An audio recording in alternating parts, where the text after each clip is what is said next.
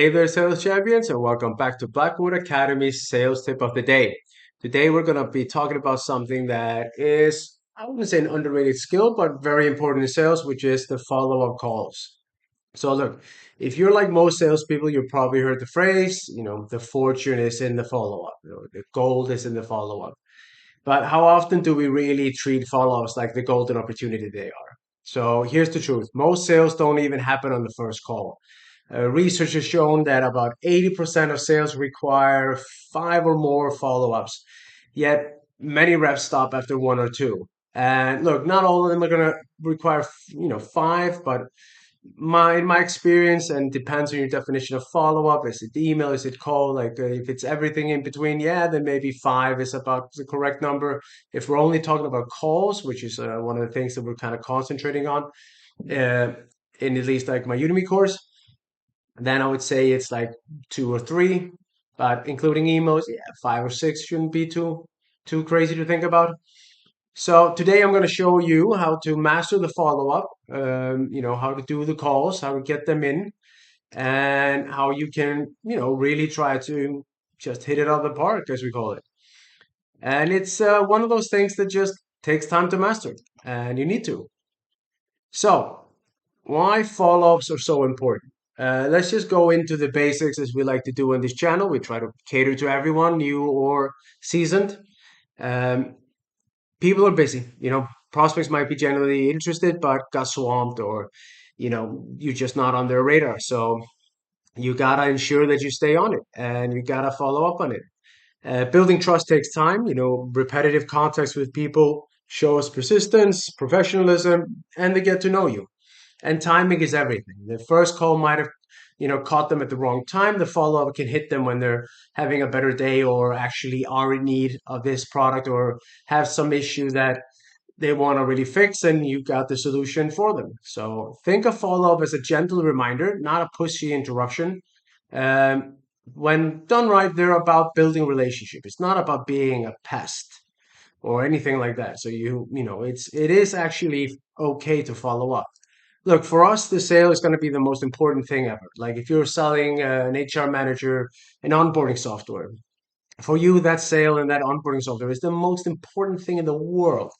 But for him, it's just another tool that he uses, and he might not be even using it that much, and he might have 10 other things that are more pressing.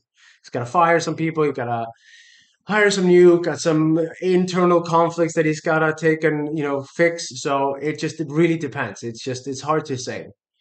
So, what would be the ideal follow-up timeline? Look, immediately after the call, I always like to send a recap email just to thank them for it. I mean, I would say within the last at least for 24 hours. Uh, First follow-up call, I would say about 2 or 3 days later. Keep it brief, just focus on adding a little bit of value. Second follow-up would be about a week later. Read it, go through their offer again, address any questions or concerns they've gather up on along the way as they thought about it. And then ongoing after that, I would say every 3 weeks or once a month, you do a follow up. And that means that you stay consistent, but you're not overbearing. You're not being a pest. The goal is to stay visible without being annoying. So spread your follow ups and vary your approach and your calls and emails and even LinkedIn messages. So you don't want to go too hardcore in. You want to, yeah, want to stretch it out so it becomes that you're top of mind, but you're not being a pest. Then, next thing as well is how to follow, how to structure a follow-up call. Simple structure is just start with the context. Just, hey, Bjarne, calling for company X. We spoke about this topic or, this thing last week. How are you doing on your end? Or if this is the onboarding software, hey, we spoke last week about the onboarding software. I just wanted to see how things are on your end. Do you have time to talk? Add some value. If they go, sure, like, what's up? Have something new. Don't be just like, well, just wanted to check if you had a look. Have something new, a case study, a relevant article, a tip that you can use, something that makes it at least like a reason for them to listen. And, example, I was thinking about your situation and wanted to share this article or this, thing that does our software does that actually would help about that. I think it will, you'll find it interesting. Address objections. If they raise concerns early, address them head on. Don't be nervous about it. And end with a clear next step. Like do a do a call to action. Let's schedule a demo next week. Let's schedule another call. How about a drop by? Each follow-up should feel like an intentional and purposeful one, like you're genuinely invested in helping them.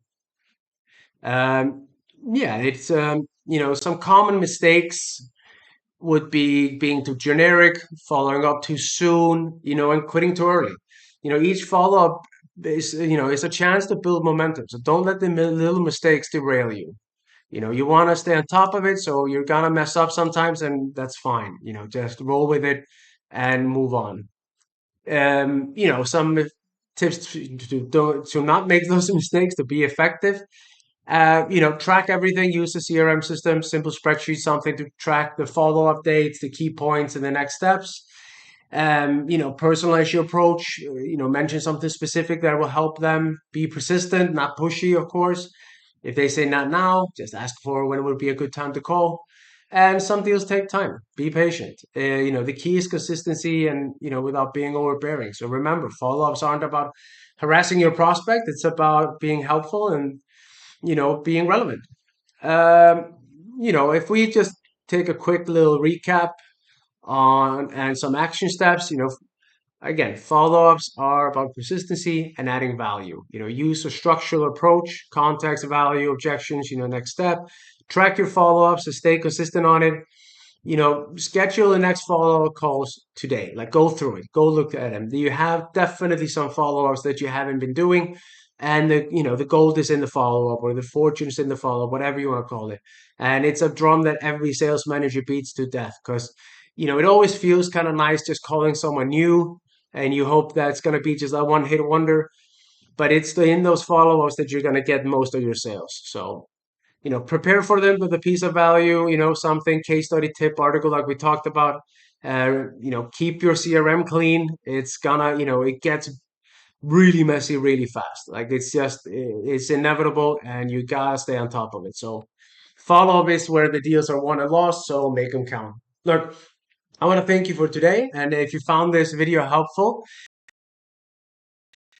subscribe, turn on notification for some more daily sales tips. And like I said in every video, if you're ready to take the next step, check out my Udemy course on the channel description. I was going to say biography.